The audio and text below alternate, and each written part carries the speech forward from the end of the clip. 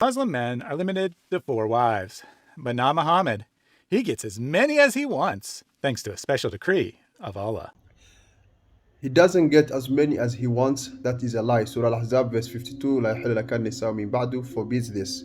The question is, why was the Prophet Muhammad allowed more than 4 wives and Muslims are only limited to 4? Well, the Prophet Muhammad was tasked with Islam and growing it. Muslims were not, but I will clear the implication here. If the Prophet Muhammad was indeed hypersexual as he implies, he wouldn't have married Khadija at the age of 25 while she was 14. He would have married a younger woman. He also would have taken up other wives during his marriage to Khadija, which he didn't, which lasted 25 years. By the time Khadija died, the Prophet was 50 and he remained single for 2 years. He wouldn't have if he were hypersexual. There is another problem. Now, when men get married and have children like the Prophet did with Khadija, it's a well-known fact that testosterone levels drop and this inhibits desire itself. If the Prophet Muhammad was hypersexual, he would have chosen younger women for his wives, but this wasn't the case. All of them were old divorcees and widows, except some. He had no children from them. His first wife after Khadija was 50 years old. The Prophet married other women after the death of Khadija. From a biological point of view, he couldn't have done this out of desire solely, as it's basically law.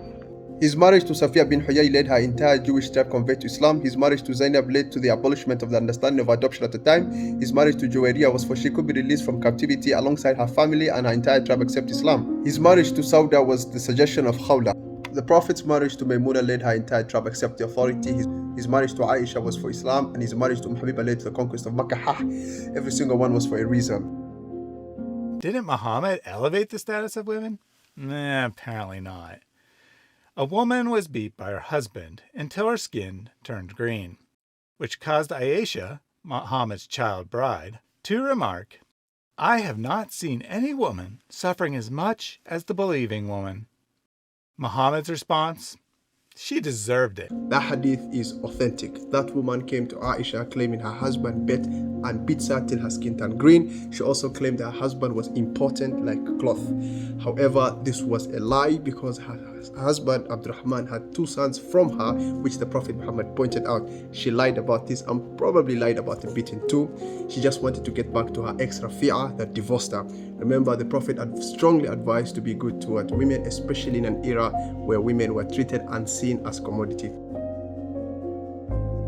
Speaking of Muhammad's wives, when 2 of them shared his secrets with each other, Allah revealed a threat, saying they could be replaced in his eternal word. No. This is a lie. That incident was the reason why Surah Tahrim was revealed. Ya ayyuhan nabi lima tuharrimu ma ahallallah laka tabtaghi mardat azwajik. O messenger, why are you making haram what Allah has made halal while you are running after the pleasure of your wives? And what happened is this. The 2 wives got angry that the Prophet Muhammad was spending more time with one of his wives that was feeding him a particular kind of honey, and they lied that he had breath issues, causing him to swear to never ever partake of it again, leading to this incident. It's also a warning to both of the wives to never ever do this again. This also is a fundamental lesson to all Muslims that they simply can't make haram what Allah has made halal or make halal what Allah has made haram. Debunked. Then there's Muhammad's wife Sauda. When she grew old, she feared Muhammad would divorce her, so she cut a deal, allowing Muhammad to spend more time with Aisha. Allah endorsed the deal by sending down Surah 4, 128.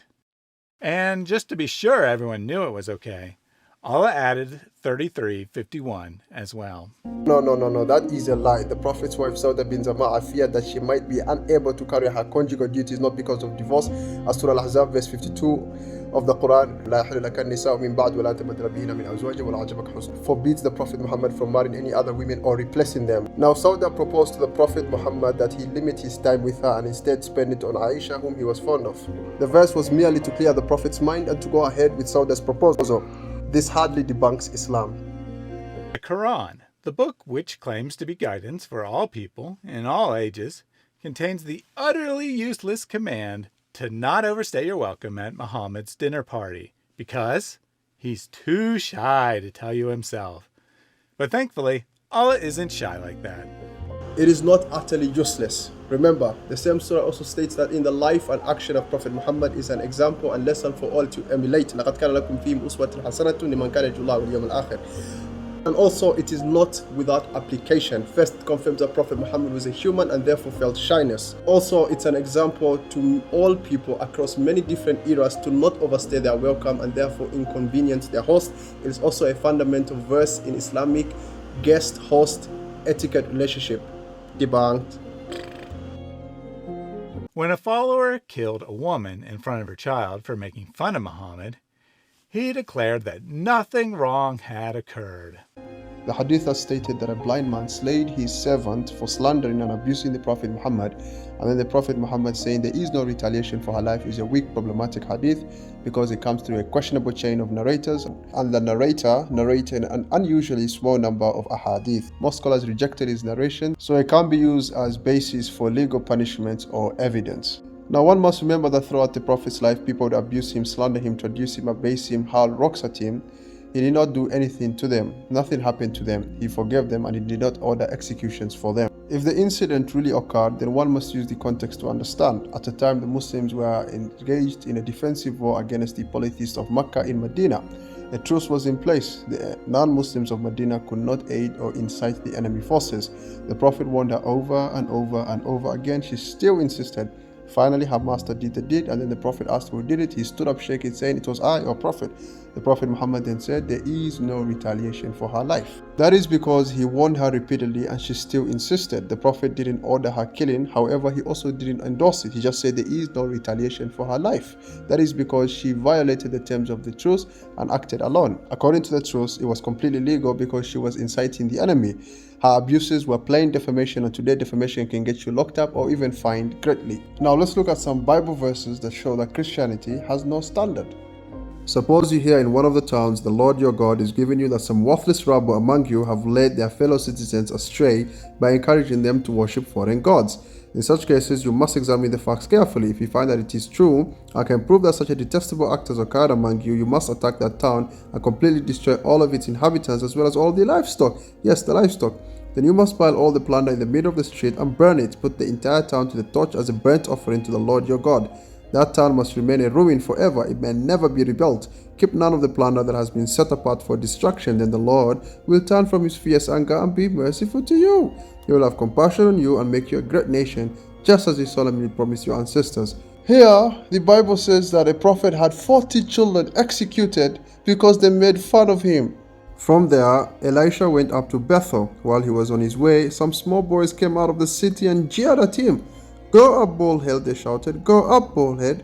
The prophet turned and saw them, and he cursed them in the name of the Lord.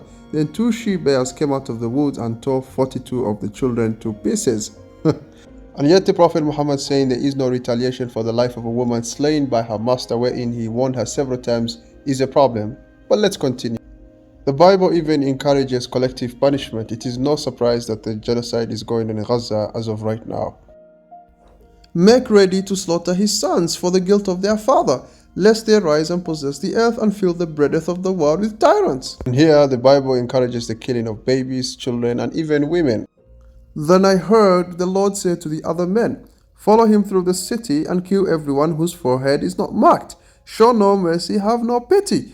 Kill them all, old and young, girls and women and little children, but do not touch anyone with a mark. Begin your task right here at the temple." So they began killing the 70 leaders. "Defile the temple," the Lord commanded. "Fill its courtyard with the bodies of those you kill. Go!" So they went throughout the city and did as they were told.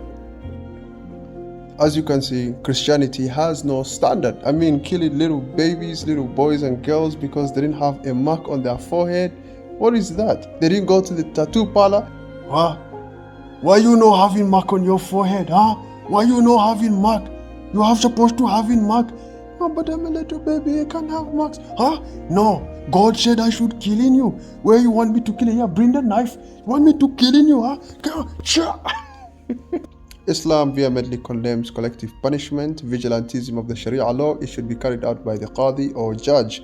Islam forbids the killing of women, children, and innocent men that had nothing to do with anything, especially during war. Remember, everything in Islam is with valid right. It is a mercy, not a burden. Christianity has no standard, for the things it speaks of are too vile and sometimes even so vile that they just become humorous. Wassalamu alaikum wa rahmatullahi wa barakatuh. Just subscribe. It doesn't do anything. I just like seeing the numbers count.